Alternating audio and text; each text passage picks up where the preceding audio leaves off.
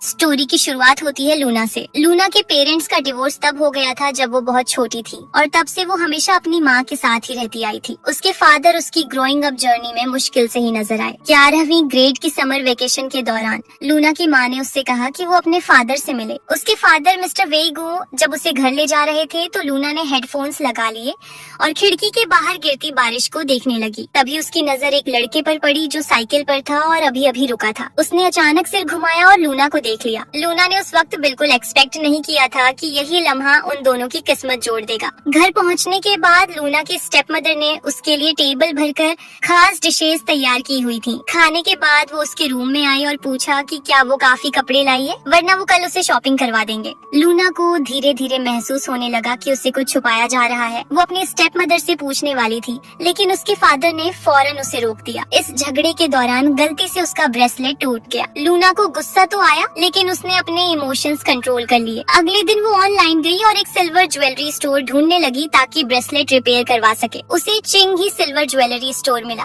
लेकिन जैसे ही वो अंदर गई उसे वहाँ के लोग काफी सस्पिशियस लगे। वो डर गई और बस वहाँ से निकलना चाहती थी। फिर उसे पता चला कि शॉप ओनर का नाम इवान है और हैरानी की बात ये थी कि वो वही साइकिल वाला लड़का था। इवान ब्रेसलेट रिपेयर होने का वेट करते हुए लूना ने क्यूरियोसिटी में एक फाउंटेन पेन उठाया और देखने लगी। तभी एक लड़का ये आंग अचानक चीख पड़ा और इस हंगामे में उसका ब्रेसलेट और भी ज्यादा टुकड़ों में टूट गया। इस बार लूना सच में गुस्से से भर गई। इवान ने ये सब देखा और कामली कहा कि वो उसका ब्रेसलेट ठीक कर देगा। इतने में कुछ गुंडों का ग्रुप शॉप में आ घुसा और हंगामा शुरू कर दिया। उनकी कार शॉप के सामने खड़ी थी, इसलिए इवान ने पुलिस को कॉल कर दिया। बातें बहस में बदली और बहस सीधी फाइट में। इसी बीच लूना को अपने फादर का कॉल आया। वो जल्दी से एक मैसेज छोड़कर निकल गई कि इवान उसका ब्रेसलेट ठीक कर दे। जाते हुए वो फाउंटेन पेन अपने साथ ले गई होस्टेज के तौर पर और सीधा कैफे की तरफ भागी जहां उसका फादर उससे मिलने वाला था। वहां उसके फादर ने उसे ट्रांसफर पेपर्स दिए और सीधा कह दिया कि अब से वो उनके साथ ही रहेगी। लूना ने कुछ नहीं कहा, बस वहां से निकलकर सीधा एयरपोर्ट की तरफ भाग गई। उसने अपनी माँ को कॉल किया और पूछा कि उसे यहाँ क्यों छोड़ दिया, लेकिन उसकी माँ फ्लाइट बोर्ड कर रही थी। उसने सिर्फ इतना कहा कि जो भी किया अपनी बेटी के लिए किया। ये सुनकर लूना टूट सी गई। वो अकेली टैक्सी लेकर एक कन्वीनियंस स्टोर चली गई ताकि अपना मूड थोड़ा ठीक कर सके, लेकिन वहाँ उसकी मुलाकात उसी गुंडे से हो गई जो सुबह ज्वेलरी शॉप में था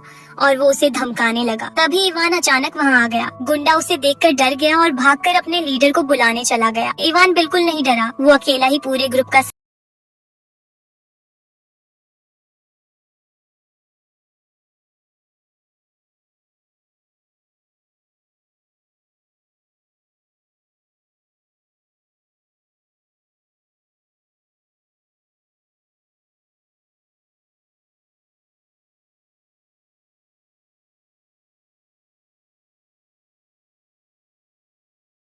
उसे क्लास में इंट्रोड्यूस करवा।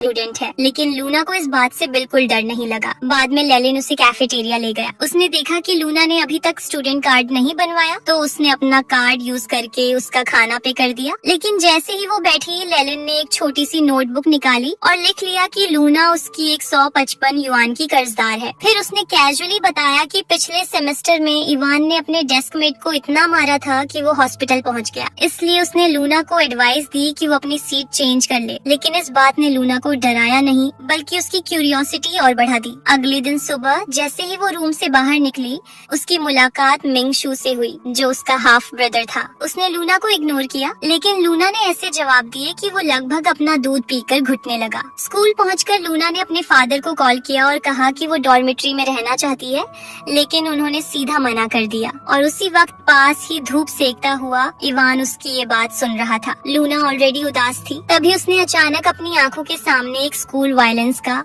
इंसिडेंट होता देखा। उसका दिल बेचैन हो गया, लेकिन वो पीछे हटने वाली नहीं थी। उसने तुरंत डिसाइड किया कि वो इंटरवीन करेगी। वो आगे बढ़ी और सीधा उन लड़कियों से पूछा, तुम जानती हो मेरा डेस्कमेट कौन है? ये सुनकर सामने वाली लड़की एकदम से घबरा गई और साइड पर खड़े इवान के होंठों पर हल्की सी मुस्कान आ गई, क्योंकि लूना उसके बारे में ही बात कर रही थी। लूना ने फौरन अपनी दोस्त रूई का हाथ पकड़ा और उसे वहाँ से खींच लिया। पीछे खड़ी दो लड़कियां भी उनका पीछा करने लगी थी, लेकिन इवान ने उन्हें रास्ते में ही रोक लिया। दोनों लड़कियां इवान को देखकर इतनी डर गईं कि फौरन अपने सर झुका लिए और चुपचाप वहाँ से चली गई। क्लास वापस जाते हुए लूना की मुलाकात अचानक सियोंग नान से हुई, जो इवान का बेस्ट फ्रेंड था। सियोंग नान ने फौरन इवान को सब कुछ बताया और साथ ही ये प्लान भी बनाया कि वो पता करे कि लूना किस क्लास में है। लेकिन इवान सिर्फ मुस्कुराया और आराम से बोला, परेशान होने की जरूरत नहीं, वो मेरी डेस्कमेट है। जिम क्लास में टीचर ने सबको पेयर्स बनाकर सिटअप्स करने को कहा, लेकिन यहाँ एक अजीब सिचुएशन हो गई। क्लासमेट्स ने लूना को आइसोलेट कर दिया, कोई भी उसके साथ पेयर बनाना नहीं चाहता था। लेकिन लूना ने इस बात को इश्यू बनाने के बजाय खुद ही सॉल्यूशन निकाल लिया। उसने एक डंबल उठाया, अपनी टांग पर रखा और अकेले ही एक्सरसाइज कंप्लीट कर ली। ये देखकर इवान थोड़ा हैरान रह गया। उसने सोचा